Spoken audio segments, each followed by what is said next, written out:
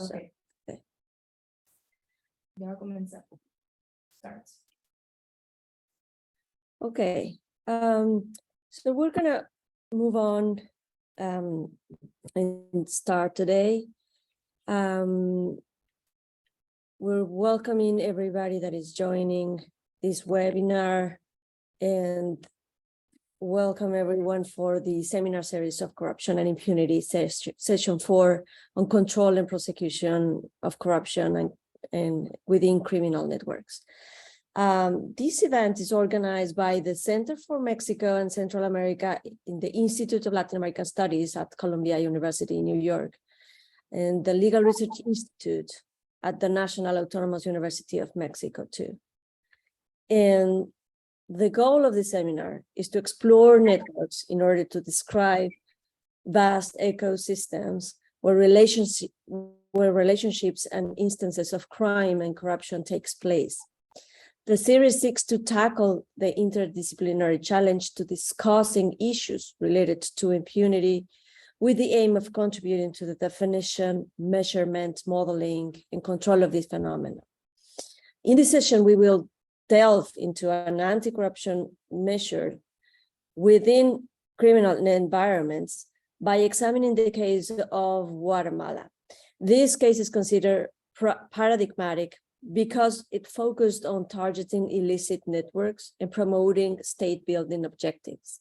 The existing network analysis has been employed to demonstrate the links between corrupt activities and various forms of criminality, making it a significant case to explore. And for those who are joining us for this seminar series for the first time, we will begin with an initial round of intervention from our speakers, followed by a second round for elaboration of ideas and discussion. And then we will also incorporate comments from Q&A section during this time.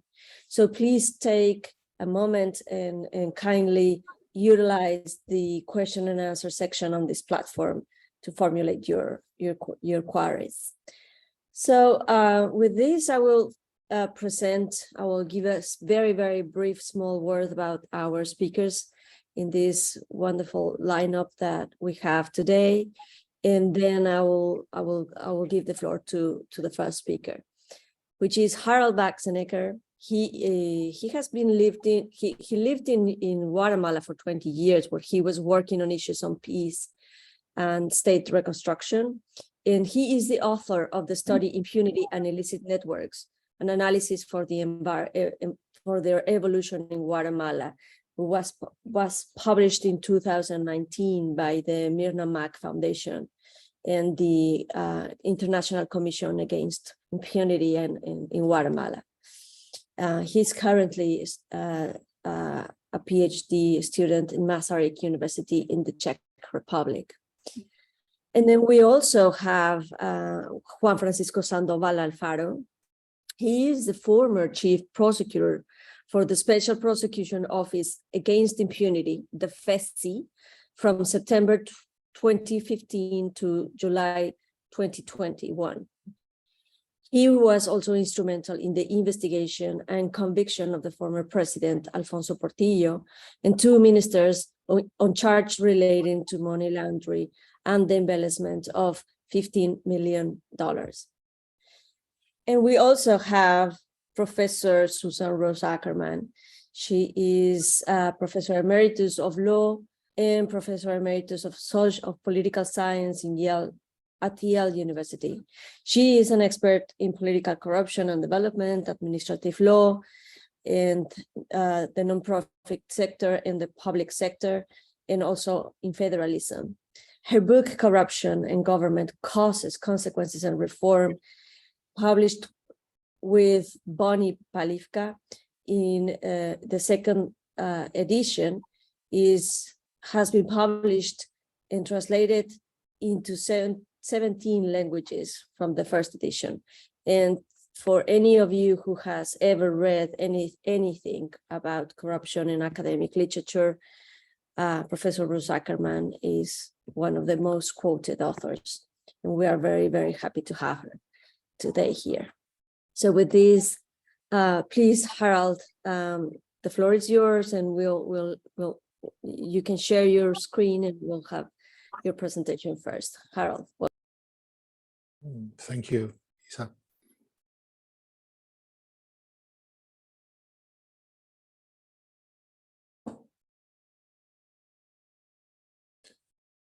Well, La vemos. We can see your presentation. thank you.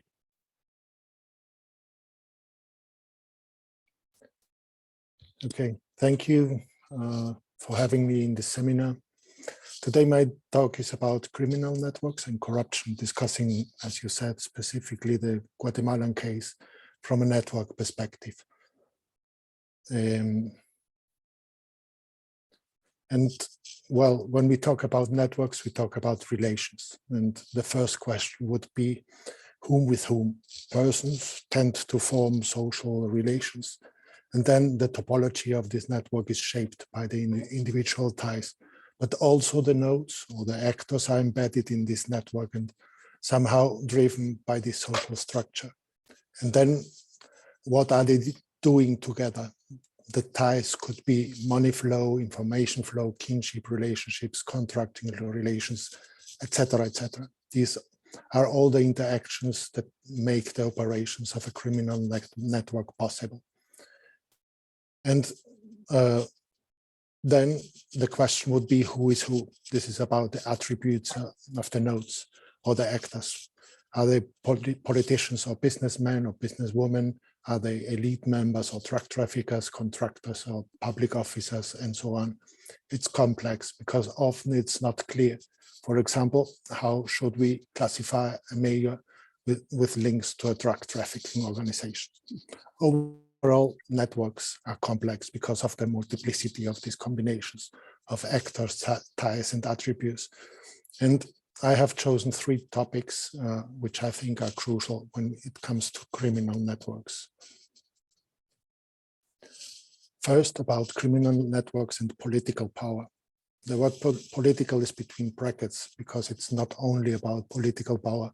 However, here I would like to highlight political power because it's a key element in the Guatemalan criminal network.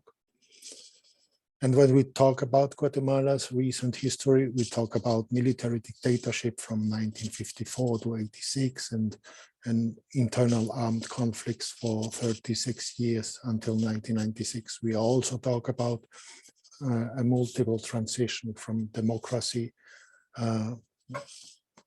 to democracy, to peace, and to a mainstream-oriented market economy since the last decade of the past century. This multiple transition has introduced changes in the country, but also, of course, full of contradiction, unfulfilled agreements, and incomplete reforms. The Guatemala of the 21st century is characterized by complex power structures. And I would like to highlight some legacies and characteristics. First, a long-lasting and powerful traditional economic elite. 2, a phenomenon called SIACs, what means illegal security groups and clandestine security organizations. These are essentially hidden powers linked to military structures that were involved in counterinsurgency, political violence, and corruption during the war. 3, powerful drug trafficking organizations, especially in cross-border districts and with a strong influence on Guatemalan politics. And 4, a highly fragmented political system with more than 70 different political parties since 1985. In this context, there were several trials for human rights violations during the war against former army officers by the beginning of the 21st century. And while the country was looking for transitional justice, civil society also promoted a UN-backed commission to dismantling hidden powers, the SIACs, and to fight against corruption and impunity. The agreement to establish this commission, the CICIG, was signed in 2006, And together with the Special Prosecutor's Office, FESI, they investigated and prosecuted more than 120 cases between 2007 and 2019. Most of these cases are interrelated, as can be seen in this network here. The connection between the cases, which are the nodes of the networks, is because the same person can be linked to several cases. This is how this network is formed, and this somehow a mirror of the criminal networks in the country. In all these cases, the most frequent criminal types are related to illicit association, money laundering, public offenses, corruption, collusion, fraud, and so on.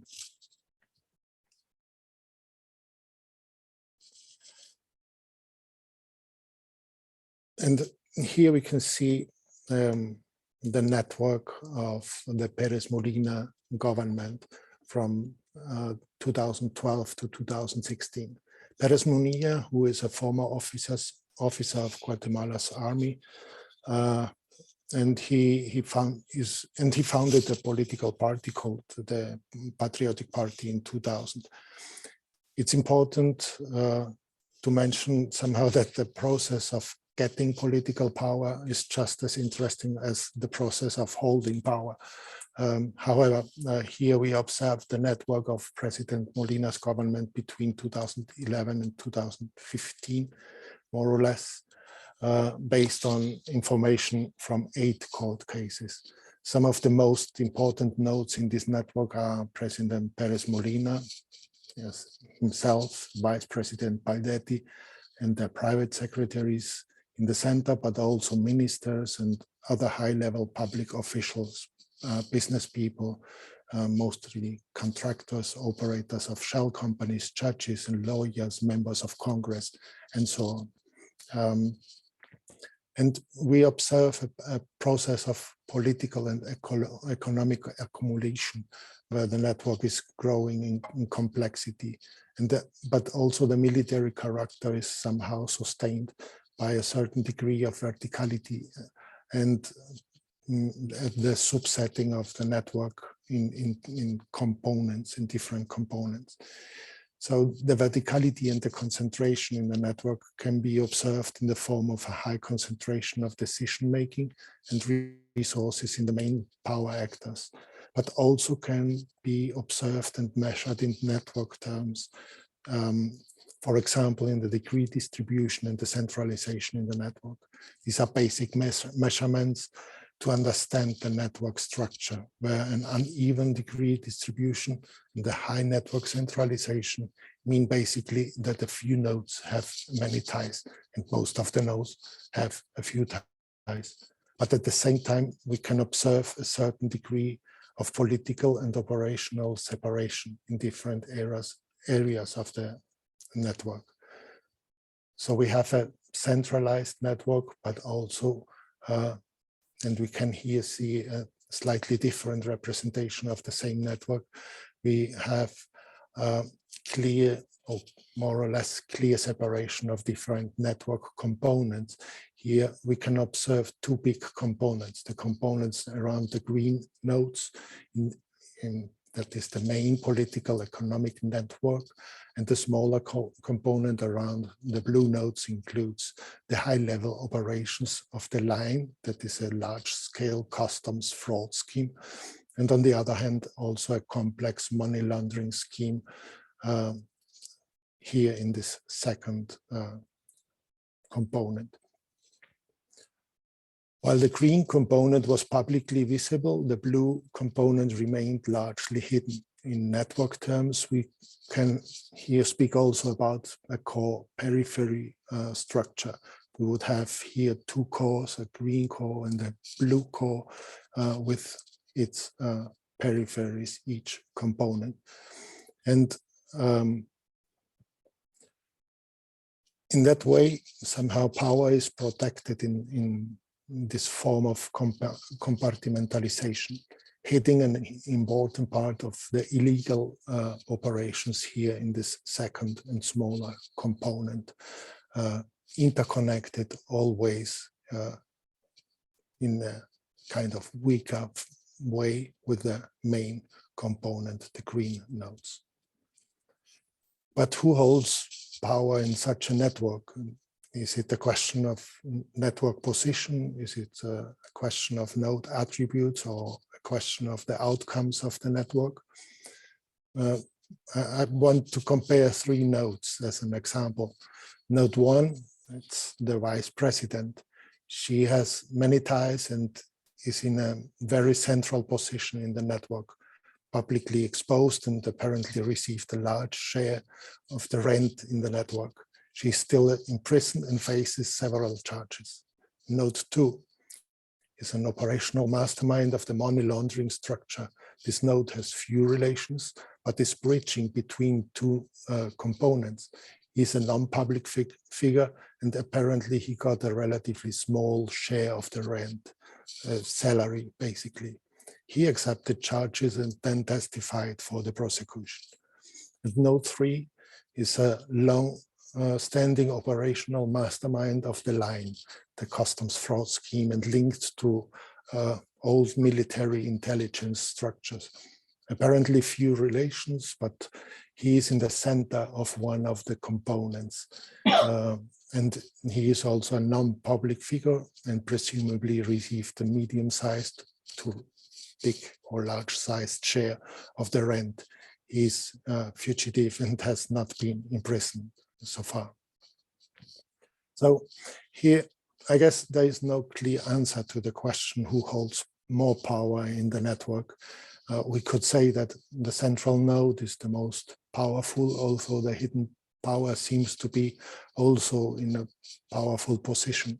That is non-public in a secondary network position, but in a hidden position, and therefore maybe more difficult to discover. However, there are many challenges from a network perspective for future researchers, and here this kind of multi-factor descriptive analysis confronting the outcome or the level of rent with the network position could be one approach. But I think that network modeling approaches would be really helpful to understand better the network dynamics and to define also specific intervention strategies. The second topic is about resources. Again, back to the network of Pérez Molina's government, we have here this vertical and centralized nature of the network, and that was also sustained in a kind of inner circle of trustful actors, including several ministers, the defense minister, minister of governance, the public works, the energy and mines minister, and so on. And here, the centralized power can be observed in the money flows. In a case called cooperacha, that means somehow cooperate to buy something. And it shows how President Pérez Molina received birthday gifts worth over $4.5 million from this inner circle of political power. This money cannot have any lawful origin. So it shows this money flow from this circle. And I think that these resource flows in the network can be understood as a kind of self-organizing system with some basic rules. Each high-level broker got a domain. For example, each member of this inner circle controlled his own ministry and had to pay part of the illicit rents to the superior power, the president in that case.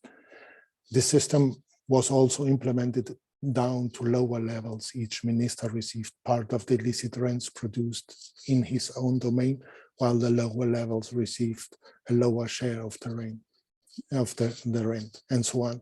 It's clear from CSIC's and FESI's investigations that rules and quotas were established for this self-organizing system of rent extraction and rent distribution. And according to the prosecutors, it was not a government whose members committed isolated acts of corruption, but a criminal mafia structure that had co-opted the power via elections in Guatemala. And in this context, public resources have been an important source for illicit rents. This is somehow a definition for corruption, commonly understood as the abuse of entrusted public power for undue private gains or private profits or interests. And when we talk about criminal networks, we are not looking for, or at least I think we are not looking for isolated acts of corruption. It's more about this systematic and ongoing interaction, complex interaction between public and private actors in order to capture resources and rents. And well, one of the most powerful, of the most corruption-prone interaction areas is public procurement. And this is all the public purchases of construction services and goods from private companies. And especially some high-level contractors within this network were able to capture a high percentage of contracts from the central government, establishing somehow symbiotic relationships that benefited both the business structure and the political structure. But also the control over public procurement is equally important at the local and regional levels, where illicit networks control public procurement as well. This is especially true for construction contracts between local governments and construction companies. And in a recent work, we are studying more than 33,000 construction contracts between all the 340 local governments and more than 2,000 private companies from 2012 to 2020. Each contract is a tie between a local government and a construction company, and each year forms a contracting network. We can observe them here. And we are analyzing 8 years of 2 governmental periods. The government from Perez Molina from 2012 to 2016, and also the government from President Morales from 2016 to 2020. And we use a modeling approach, a stochastic actor-oriented models to study the network evolution. And we are finding clear signs that political influence, collusion, and concentration, spending concentration during both governmental periods persists. So we prove here this kind of persistence of local procurement corruption over time, also after the political crisis in Guatemala from 2015-2016. This shows also that the problem is not one single criminal network, but the multiplicity of networks that's on a local level. These networks reinforce each other in common interests and reproduce somehow the system. And well, they need also a certain amount of impunity for this reproduction of the system. And impunity is a key element for criminal networks, and therefore they actively need to avoid prosecution and produce impunity. And actively means, I can think in 3 topics or 3 items, a kind of counter reform, dismantling CECECA in 2019 and weakening the anti-corruption agenda by criminalizing and discrediting judicial operators, independent press, and human rights defenders. This is somehow an anti-impunity agenda or an anti-corruption agenda in the country since 2019. 2, it means also that there are lawyers in the service of criminal networks reverting the cases investigated between 2007 and 2019. And 3, it means also the cooptation of the justice system. The control over the justice system is very likely one of the best guarantees of impunity for illicit networks. And one of the ways to do that is the undue influence in the appointment of course, in Guatemala. I only want to highlight these points, as Juan Francisco certainly will go into much more details about these topics. And some final thoughts, just summarizing. To control and prosecute corruption within criminal networks or in this complex context, it's important to focus on democracy, equality, and justice somehow. First, because criminal networks tend to get and hold power, especially political power is a key element in Guatemala or for Guatemalan criminal networks, and therefore the consolidation of democratic mechanisms is crucial. Second, because criminal networks tend to have control over some resources. They also tend to be rent extracting, since these networks are linked very much to the state. In other words, rather than producing wealth, they tend to extract public resources for their own benefit. And third, because criminal networks tend to produce impunity actively. They intend to be long-lasting, and to achieve this, they actively try to prevent and avoid prosecution and punishment. Well, gracias, so thank you. Thank you so much, Harold, for this very thoughtful, interesting, and fascinating presentation. Thank you for sharing your recent results on your research. Those, I didn't know those, and are super interesting. And they're going to give us a lot of material to discuss, and we will now give the floor to Juan Francisco, who was on the ground prosecuting all these networks in practice. And we're so lucky to have you, Juan Francisco, in this panel.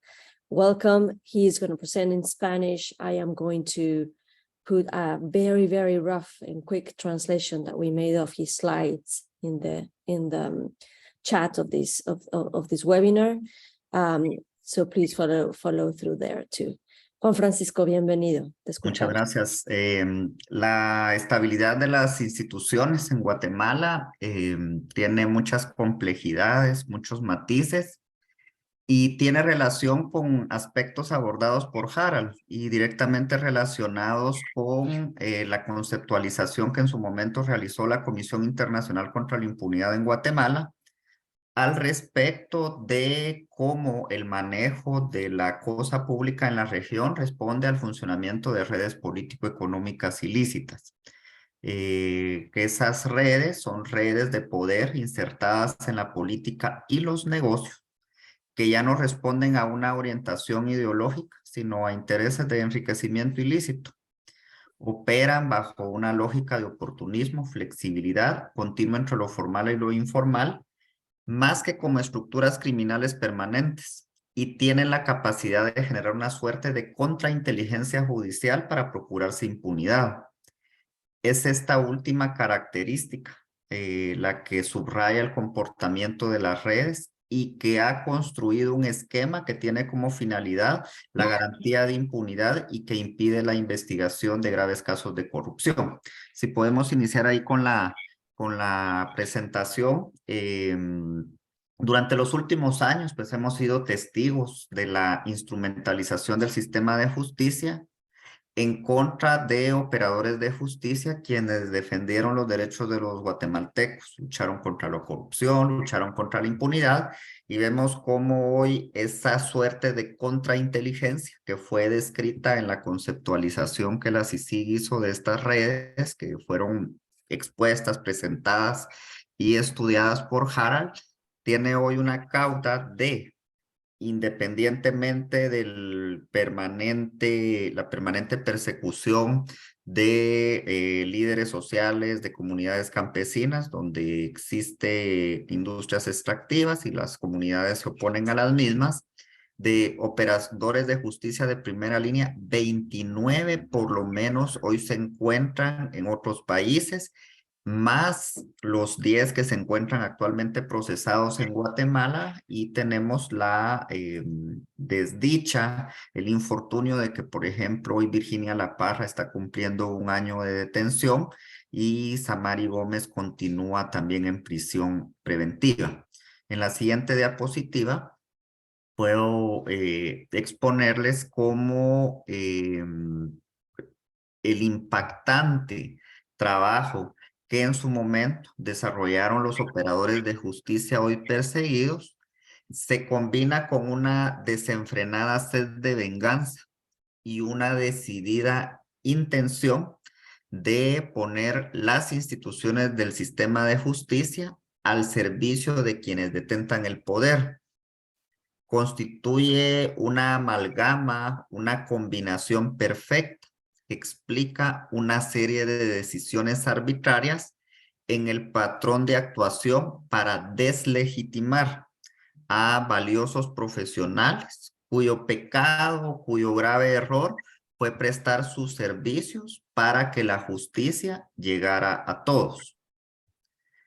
En la siguiente diapositiva lo que quiero dejar ahí implícito en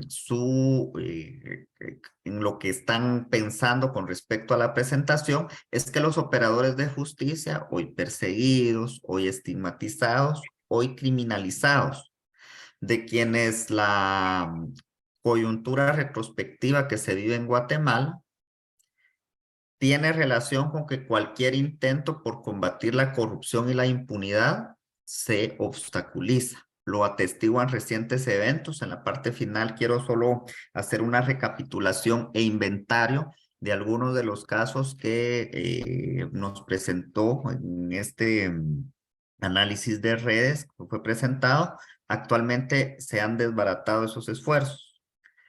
Con esto, con lo que está ocurriendo, con esta suerte de contrainteligencia puesta en práctica por estas redes, se ha tenido un doble efecto. Por una parte, se potencializa la indefensión de los operadores de justicia perseguidos, no, ni siquiera se da la oportunidad de tener acceso a un recurso efectivo. Pero por otra parte se da un ejemplo a quienes, los pocos que todavía en Guatemala quisiesen tener alguna intención de continuar con su trabajo para luchar por investigar, por detectar, por perseguir a estas redes ilícitas. Y entonces se ha iniciado una actividad consistente en la persecución en contra de quienes ejercen la defensa de estos operadores de justicia. Es decir, esto, el mensaje que está transmitiendo es: nadie puede investigar, nadie puede perseguir, nadie puede juzgar casos de gran corrupción, pero además de que quien se anime o se atreva a tratar de investigar a estas redes, tampoco va a poder ejercitar en forma efectiva su defensa. Algunos pasos que son confirmativos, los podemos observar en la siguiente diapositiva, que son confirmativos de ese esfuerzo que se ha realizado para perseguir a quien persiguió esos graves casos de corrupción. Lo vemos en el desmantelamiento de la Fiscalía Especial contra la Impunidad, la cual estaba a mi cargo antes de mi salida del país. La presión permanente que existe a testigos y fiscales para justificar la criminalización. La implantación de prueba para la creación de casos contra los operadores de justicia criminalizados. Luego, al estar operados los casos con los que se neutralizó a los operadores de justicia que descubrieron estas redes de corrupción, se les impide el acceso a los expedientes en los que los persiguen para evitar el ejercicio de su derecho de defensa. Y como punto final a esta tarea, se persigue a los abogados defensores, quienes por lo general también trabajaron en la lucha contra la impunidad.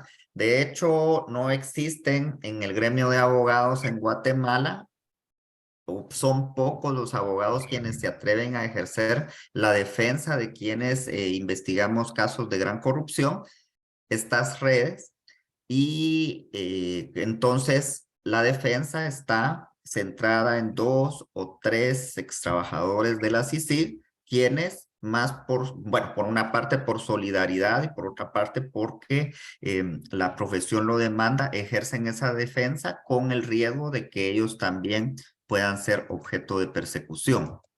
¿Quién está detrás de esto? Podemos en la siguiente diapositiva.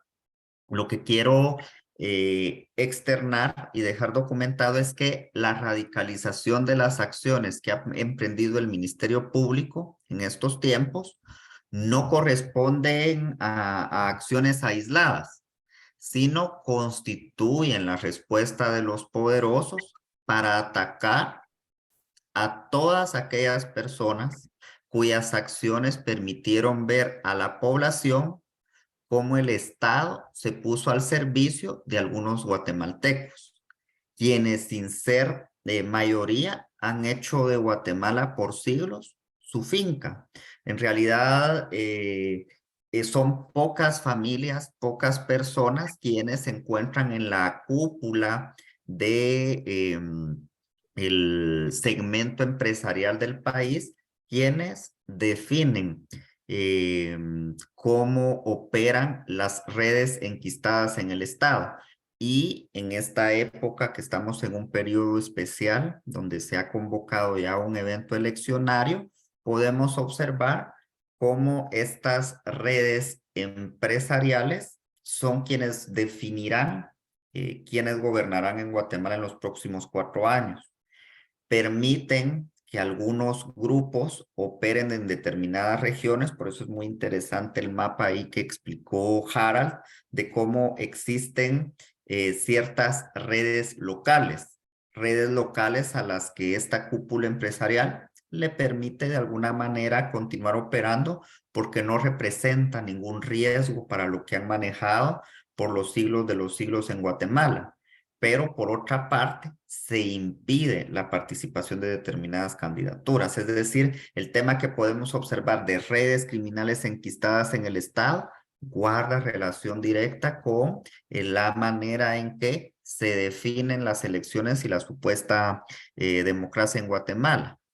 ¿Y por qué se permite la participación de varias candidaturas? Es como aquella historia de que ellos ponen los huevos en distintas canastas. Alguna de ellas que va a resultar la ganadora ha asumido algún compromiso.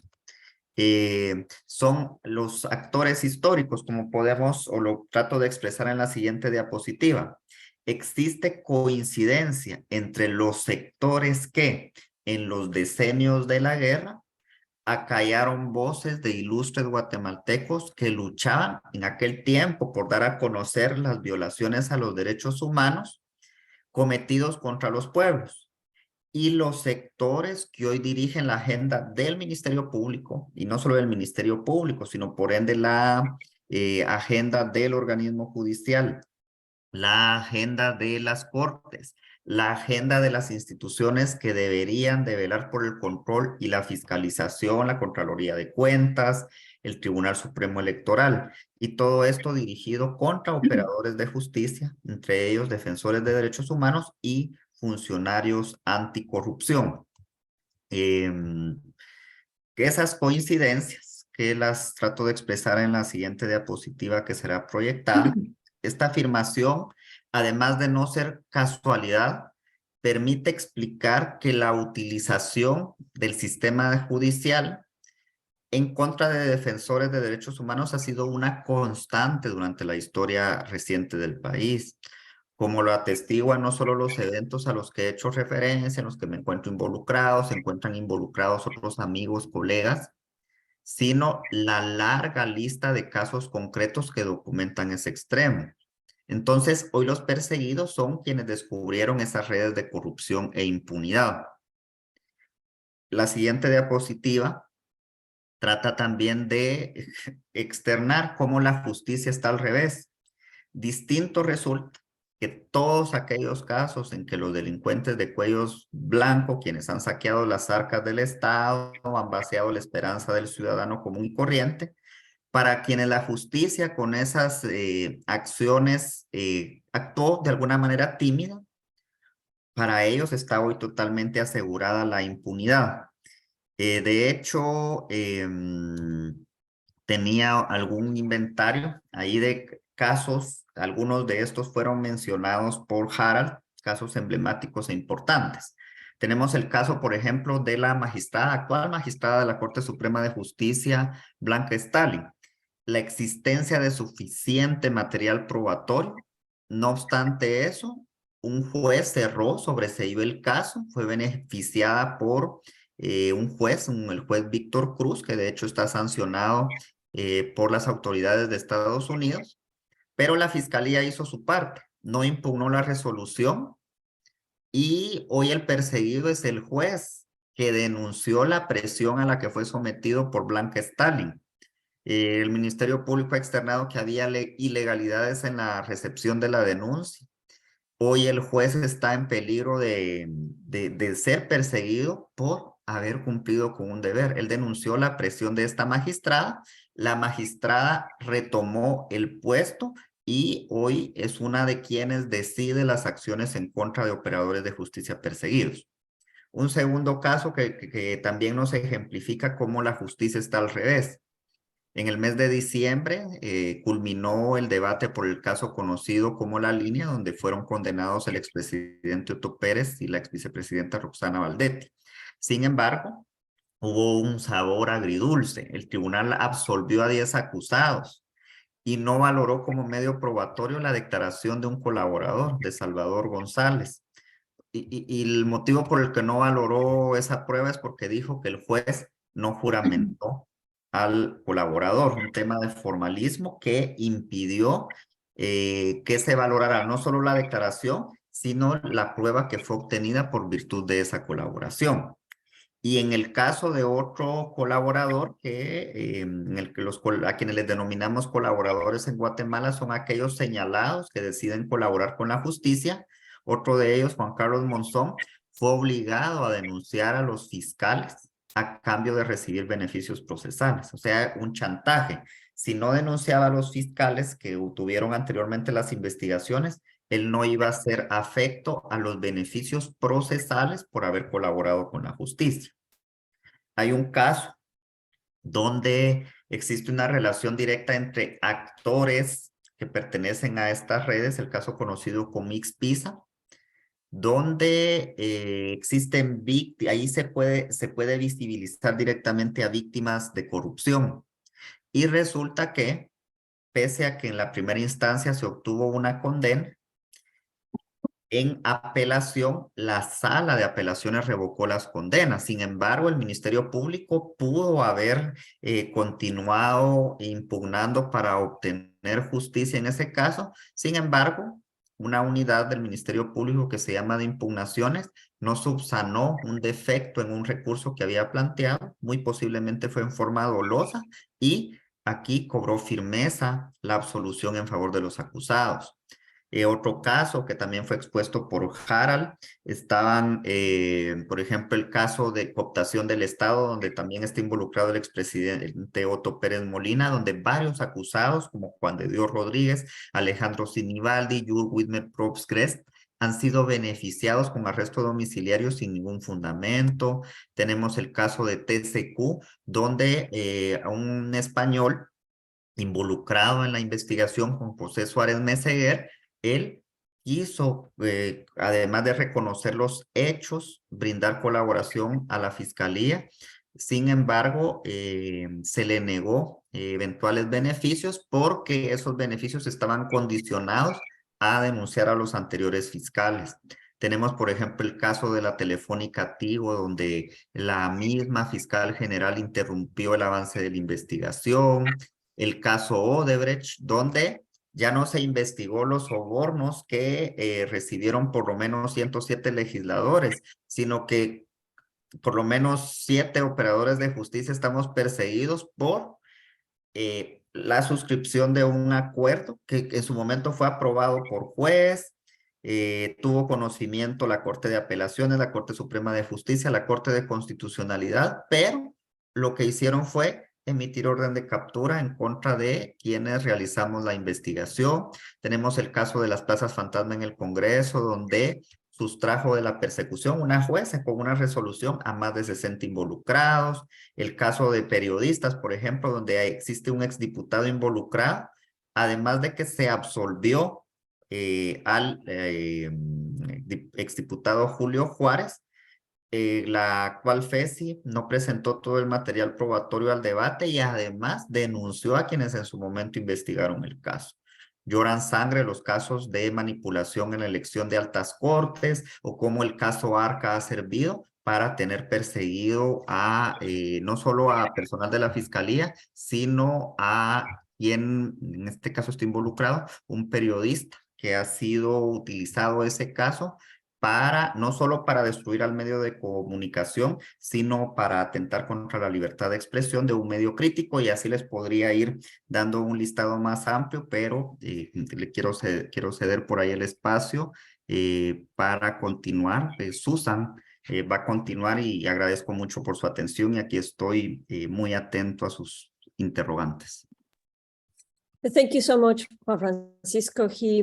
He developed a very, very detailed analysis on the circumstances today in Guatemala after all the work that he and many colleagues of him did under the Impunity Commission, the International Impunity Commission, and the Prosecution Office, the Attorney General Office. He mentioned as well all the circumstances where there are arrest warrants against him and many of his attorney colleagues that yelled in a previous era all the criminal networks in Guatemala, and he built upon the idea of Harold regarding that there is the business sector as an allied or a network that is influencing electoral processes, but also now influencing the judges to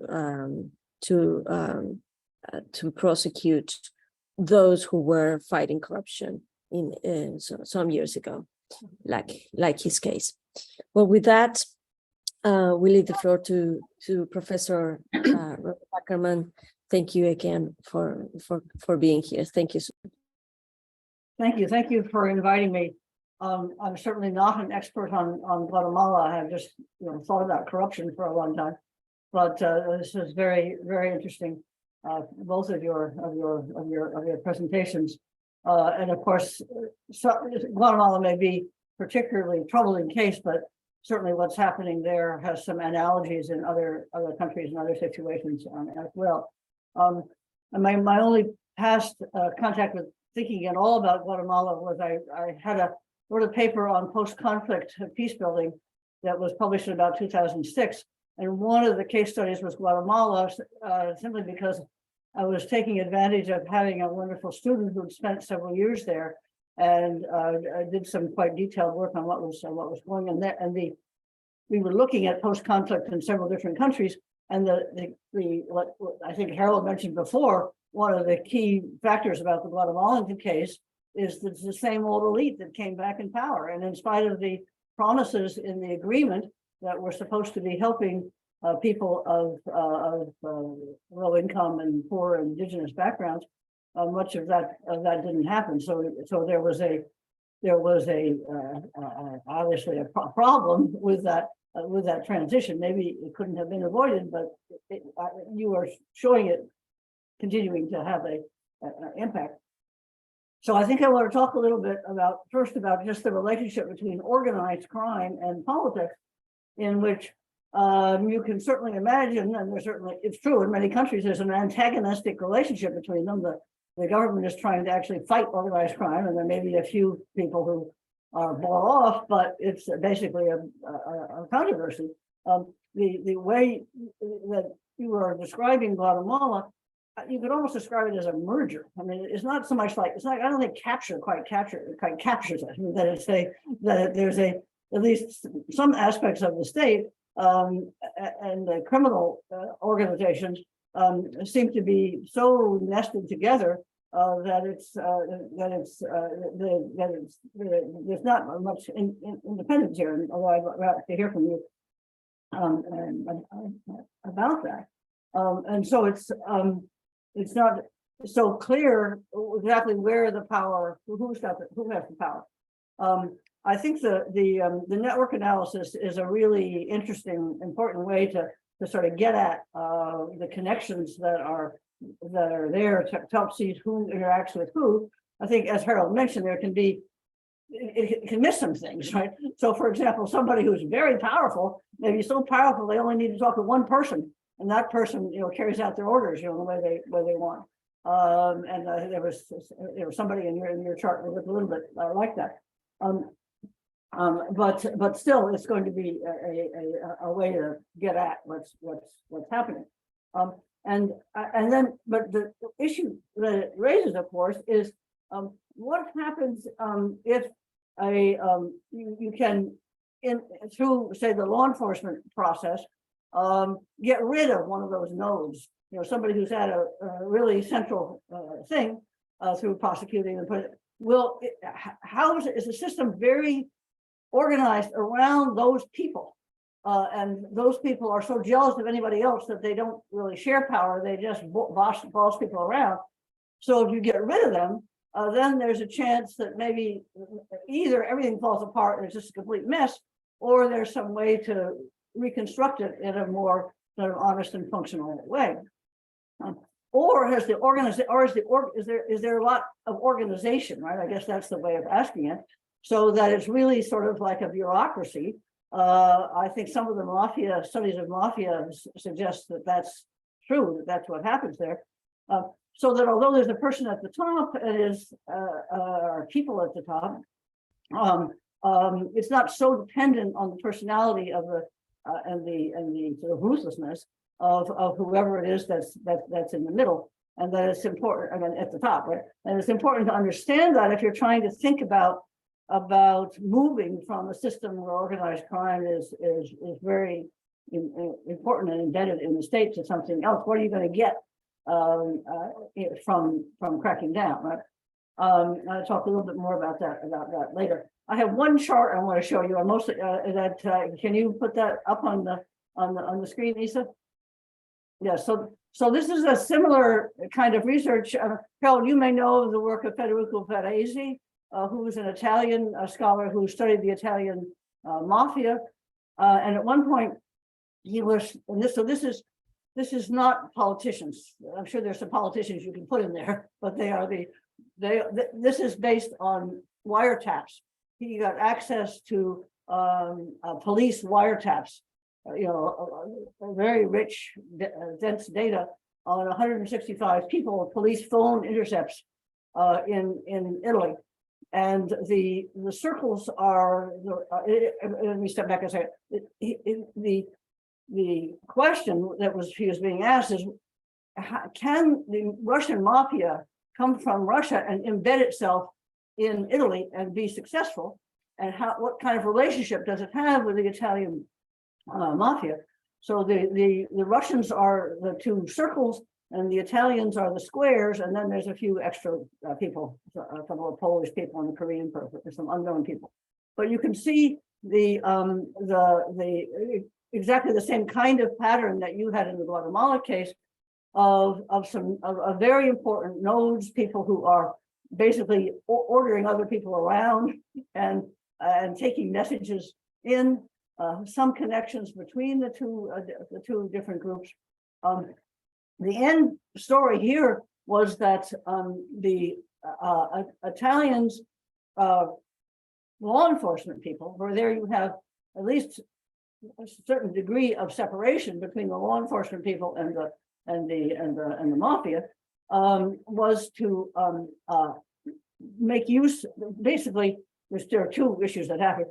They could in that case they could get rid of the big Russian node, arresting her, and that contributed to the whole thing falling apart. There were other things there, of course, too, that they were also not able to establish probably strong enough connections with the Italians to have the Italians, want to support him. The Italians really probably didn't want him. Then on the other side of this, there was an Italian government strategy to take people who were convicted of mafia offenses and their henchmen who were not being prosecuted but were known, they had strong suspicions they were mafias, and to send them to the north of Italy, right? Get them out of the world, right? You can imagine finding some place that's pretty honest and putting them there. Well, that didn't work because then in many of the places, not everywhere, many of the places they were able to establish themselves and just basically export the mafia rather than convert them into law-abiding citizens. So in any case, this is just another example where I think you really learn, you learn a certain amount about what's going on and about the importance of sort of organizational behavior here that is true in many organizations, but is, I think, particularly useful way of looking at organized crime stuff. Okay, you can take the slide away. So the problem here, I think, is that the CEGA, the Commission Against Impunity and Corruption in Guatemala, they were trying, I think, not to be too well, probably they didn't have a choice, but they're trying to not say they weren't coming in to have the actual authority to do the prosecutions. They had to work with the Attorney General in the country and the prosecutors, and so there was partly a model that what was missing was expertise. If you taught people better, how to carry out these cases, then maybe things would go well, and probably that had some effect. There were a whole bunch of cases that were being brought, but of course part of the problem is they began to get closer, to people that had a strong amount of power, and we began to get this pushback. So it's this one of the, I think it's probably an obvious lesson of this is simply reforming the criminal justice system is not going to be sufficient. I think Guatemala is an especially difficult case, but I mean, you have to look deeper at the way in which the state is actually operating to deliver services, to interact with ordinary people at that level, and not just, especially in this case where it looks like it's not sufficient to just chop the guys off at the top. It reforms itself in one way or another. So the thing I want to spend a little bit of time talking about is the relationship between Guatemala and the United States, because this, I think, needs to be understood as contributing to some of the problems in this part of Central America. Clearly, there's a concern in the U.S. of migration of people who are poor, disadvantaged in all kinds of ways into the U.S. And if you read the rhetoric, it's not rhetoric, the fact sheets, the press releases from U.S. government over time, there's a big stress on migration as the basic, reducing migration as the basic domestic aim of these, domestic U.S. aim of these policies.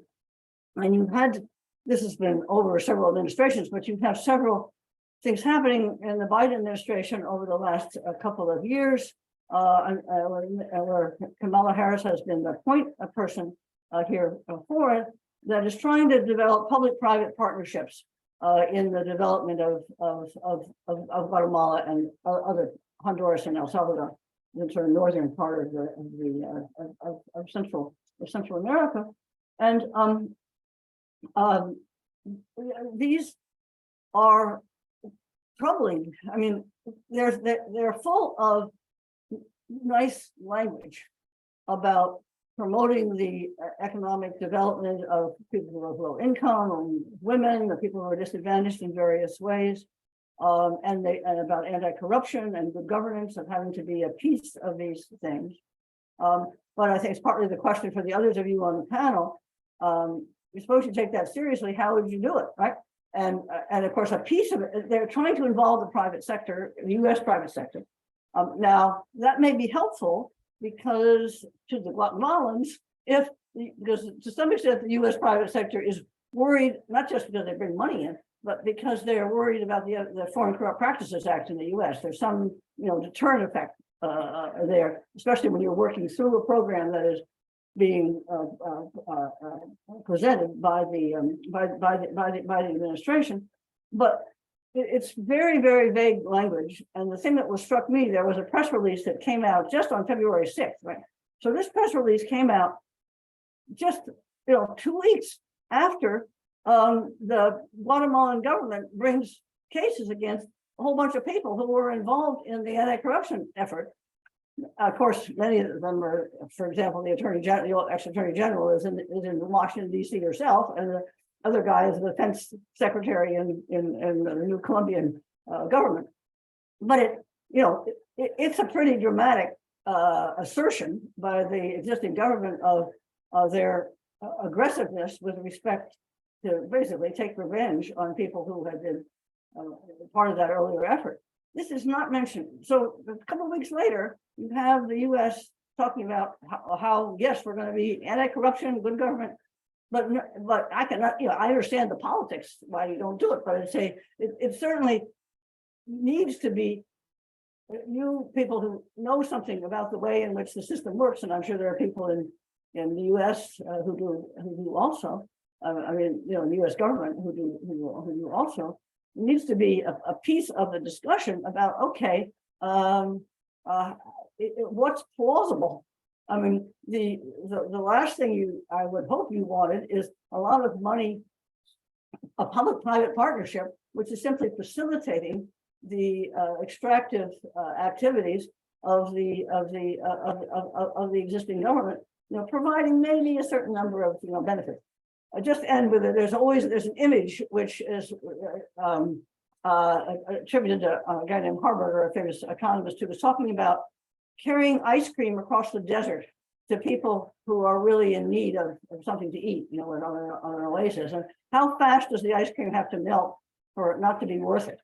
You are, you're presenting a concern about Guatemala, that so much of it's going to melt that, and it's worse than that, right? It's not just that it disappears, it's that it creates harmful situations in the country. So I hope that some of the information that you guys have gets put into the mix before we just throw a lot of effort and energy into something that won't work, and to think about whether there are, and instead of just the negative stuff, is there some way to think about positive things that actually would be helpful going forward? So thank you, and I've learned a lot from this seminar. Thank you. Thank you. On the contrary, Professor Rose Ackerman, for your kind comments. I do think that we could continue the second session with the discussion with these questions that Professor Rose Ackerman was posing, precisely on how to control, how to dismantle these networks, not only in the models but also in the practice.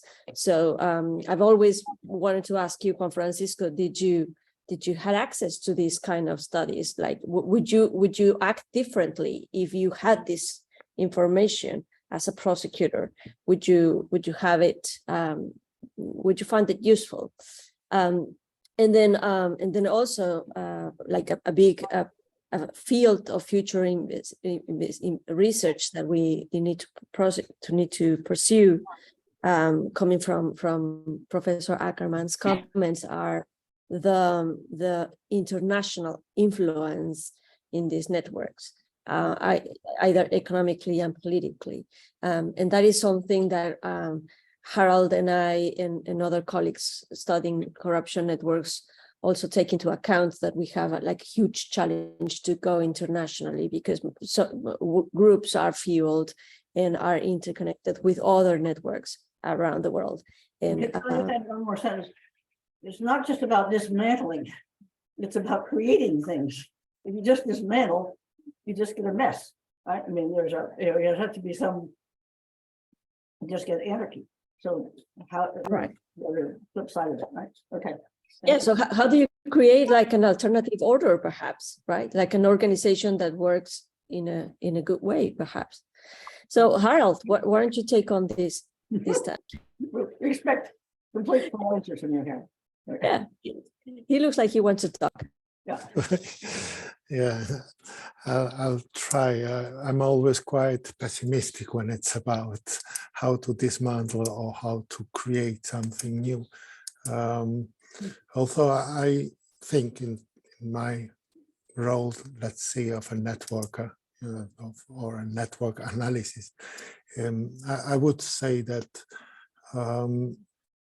the use of different sources of information, like procurement or interlocking directorates or this kind of bigger data to understand phenomena in a different scale, at the scale of the case, of past cases, prosecuted cases, that would be a kind of approach that allows us to somehow prevent, see forward, and maybe control better and prevent corruption or this network building. I guess it's still a long way to develop somehow these models and methods, but out of my experience with the procurement data, I think you can read there a lot of not only contracting relationships, but also really power relations. You can really read out, mainly also on a local level, who is contracting whom, in which governmental period. Then if you intersect this information with interlocking directorates, you can understand better collusion ties between the companies, collusive ties also between the private sector and the governmental sector, out of a kind of big data approach and using network models to understand the dynamics, how the networks are evolving, not only this static descriptive part of the network analysis. I'm quite optimistic with these kind of approaches, although I think still very theoretical, not really a practical solution for that. Thank you so much, Juan Francisco. Do you want to add to this idea? La gran dificultad para desmantelar redes criminales en estados como el de Guatemala, donde el Estado está concebido sobre la base de una mafia, es muy difícil establecer la fórmula, porque ya, bueno, ensayamos, ahora lo puedo decir así, ¿verdad? Un ensayo con el tema de una comisión, un mecanismo internacional donde se presentaron casos ilustrativos de cooptación judicial, de corrupción de operadores de justicia, se presentaron iniciativas de fortalecimiento institucional, pero el tema es que no fueron las iniciativas acompañadas de voluntad política, y eso es lo que finalmente va a hacer falta cuando quienes tienen que propiciar los recursos, hablo de recursos no solo para que se materialicen acciones para un combate frontal a esas redes, forman parte de las mismas redes. Entonces, si vemos como un éxito el trabajo de señalamiento de fisuras en el Estado, el que realizó la Comisión de Naciones Unidas en su momento, debemos de también plantear como un rotundo fracaso el tema del acompañamiento y la voluntad política. Entonces yo creo que ahora lo que debemos estudiar es cómo en un ambiente tan adverso como el de Guatemala se pueden recomponer esfuerzos, no solo para recuperar lo que se había ganado, sino la dificultad que representaría no solo la neutralización por un tiempo de esas redes, sino cómo alimentar la idea de que deben ser desmanteladas completamente del Estado y que eso está directamente relacionado con el funcionamiento del mismo Estado. Okay.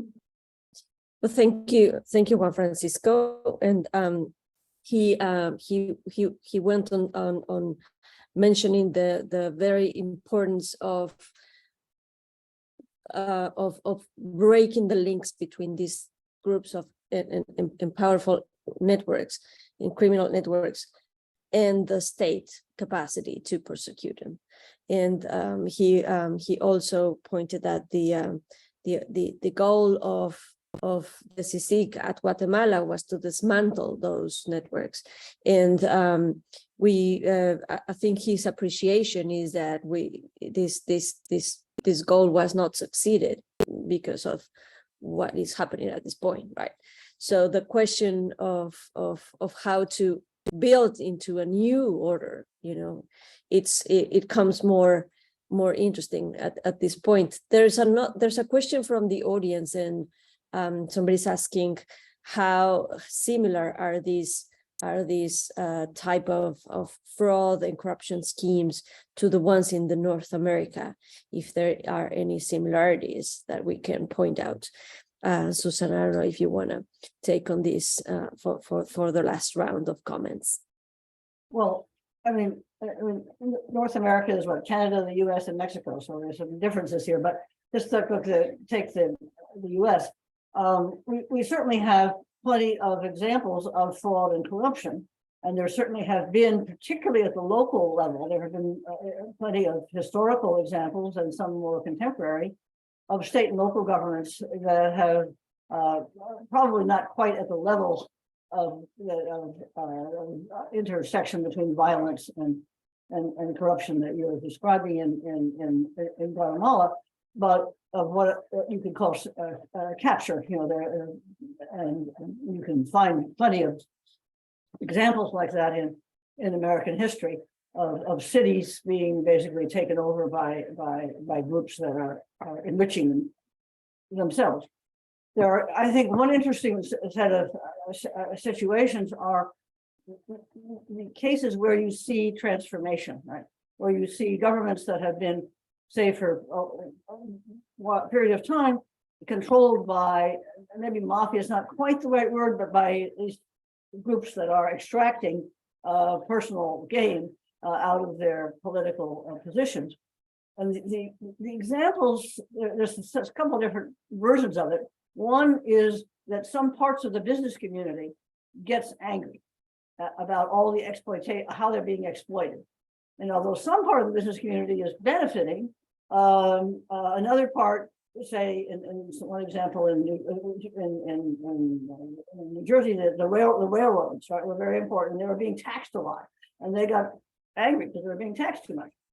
So they were part of an ally with progressive civil society groups. In other words, part of the point is you can't really expect, in general, that citizen groups, civil society groups are going to be sufficient. They've got to have some kind of alliance with other parts of society that will also benefit in one way or another from the reduction in the power of criminal groups. And that seemed to be one thing that happened, because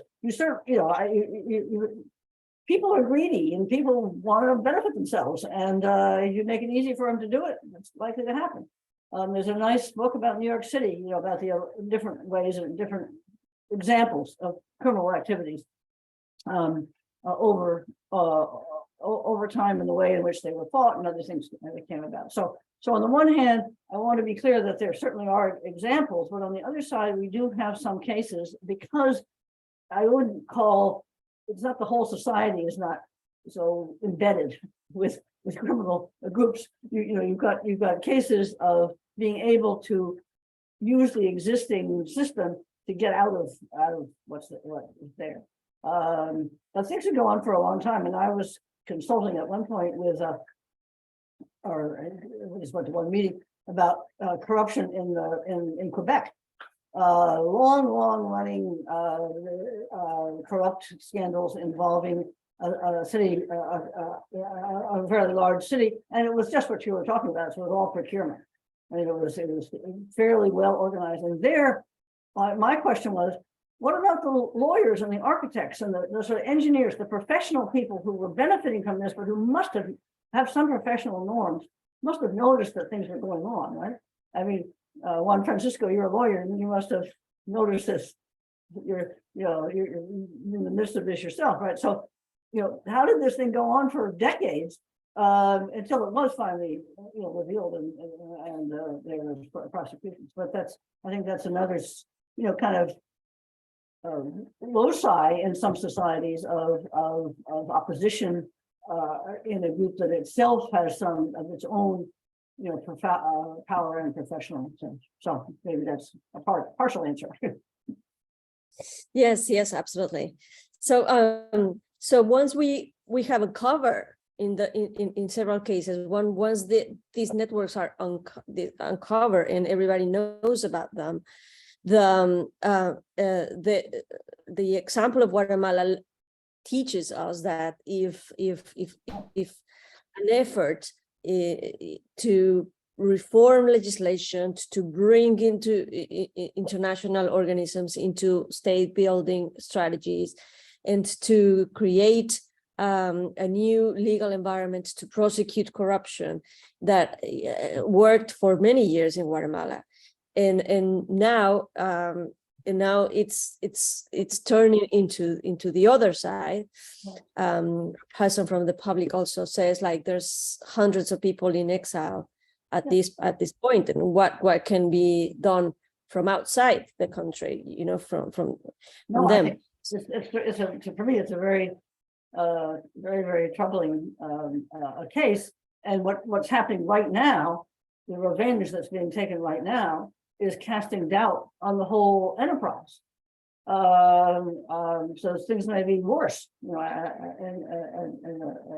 as a result, it's just, a very depressing. Yes, and they still operating. They're still controlling the institutions and the judiciary. So one of the things that was, Harold, what is this analysis useful for, and how can we use this in a more practical way? I know you're a scholar and you're doing your PhD and you keep thinking of studying and doing this, but we we've also have a foot in reality when we talk about these topics, and your heart is in Guatemala, I know. So can you give us more ideas on how to turn this or how to avoid a situation like this in a conflict environment as the one you portrayed?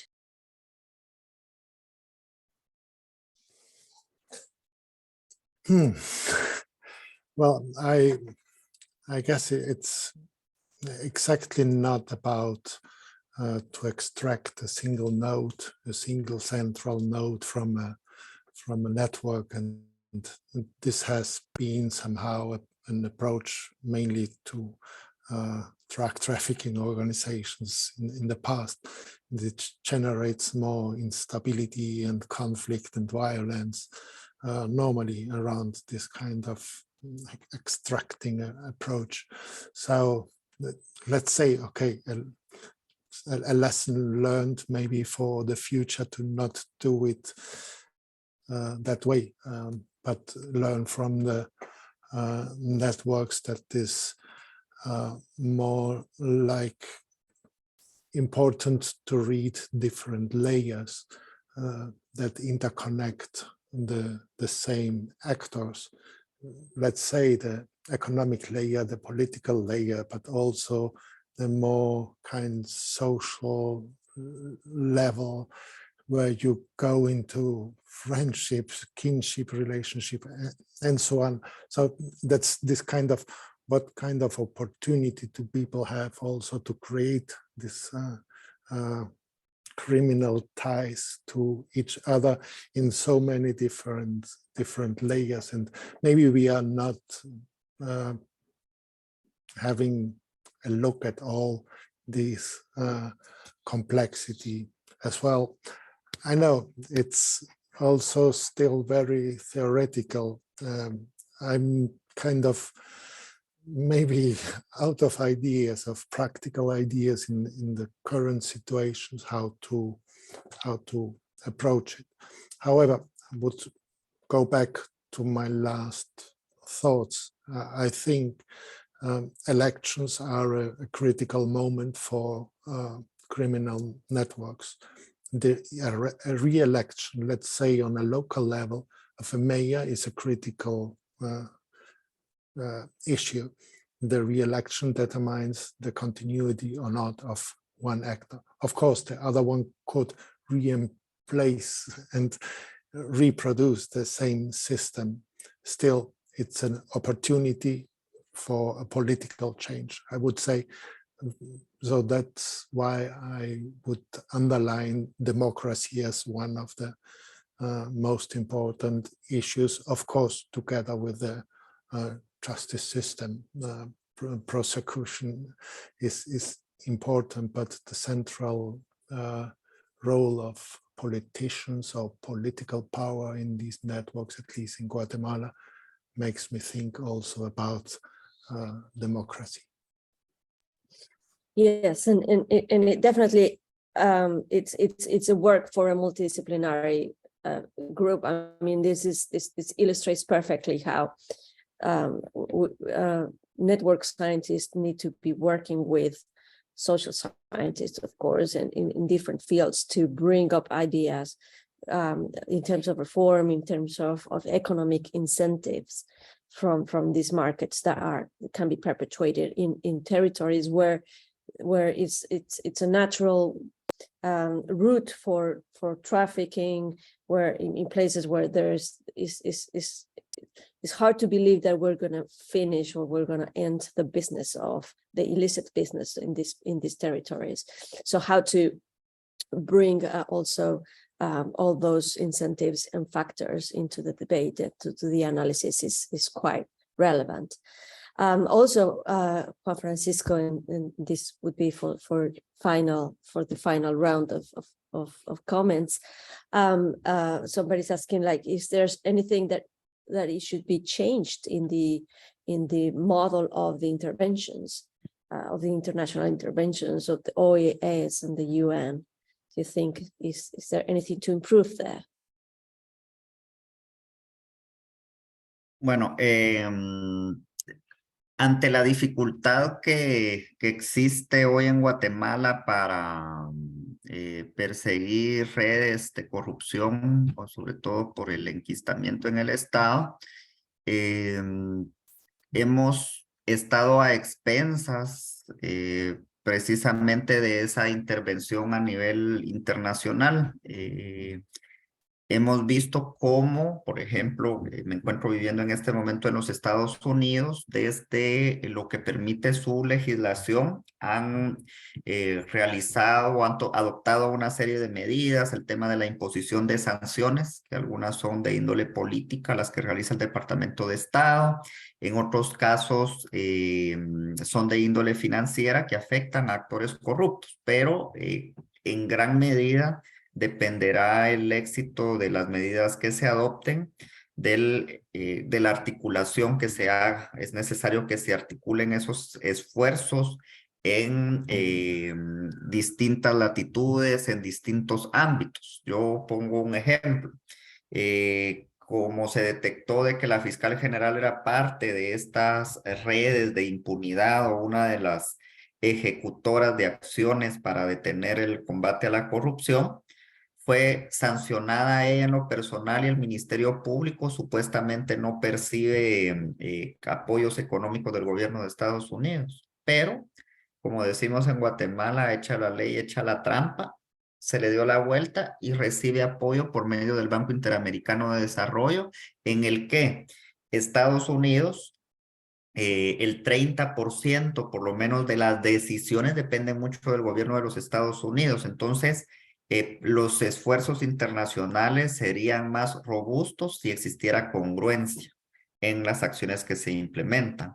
Y otro de los aspectos que debe ser importante es la coordinación entre distintos estados, sobre todo en países como Guatemala, donde no solo los principales socios comerciales, sino que históricos diplomáticos han sido no solo los Estados Unidos, sino los países europeos, y en gran medida, y es un poco más difícil, la comunidad latinoamericana no se involucra porque formamos parte de los mismos mecanismos y opinar en contra de Guatemala en algunos aspectos sería dispararse al pie, porque se depende mucho de votos o de cabildeos en el país. Pero entonces, para resumir y no hay robarles más tiempo, congruencia y coordinación entre distintos actores creo que podrían ser algún mecanismo que de alguna manera podría funcionar. So he said that coherence and coordination should be key in international interventions, and he mentioned a case where one of the AJs that was involved in these networks was also receiving funds from the Inter-American Bank, Development Bank, to work in other issues. So this again comes very relevant from what Susan was saying. We almost know about these networks, and we almost know how these people is connected, including other countries, when trying to intervene and support people in this session. So if we think about international impacts, one thing to think about is money laundering and beneficial ownership of business. Right? I was part of a UN panel that called on financial accountability and transparency that was very international. I was the only, I mean, everyone was surprised there was an American on this panel, but anyway, I was on it. But it was pointing to the fact that one effort the international community can do is make it less valuable to have earn illicit money.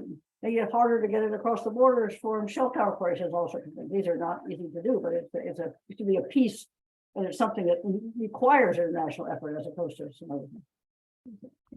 Yes, that's a very good solution coming from the incentives part, right? So to change the environment's incentives on money, investing and laundering. Well, thank you so much, really, for Harold, Susan, Juan Francisco, for taking these minutes to participate in the seminar.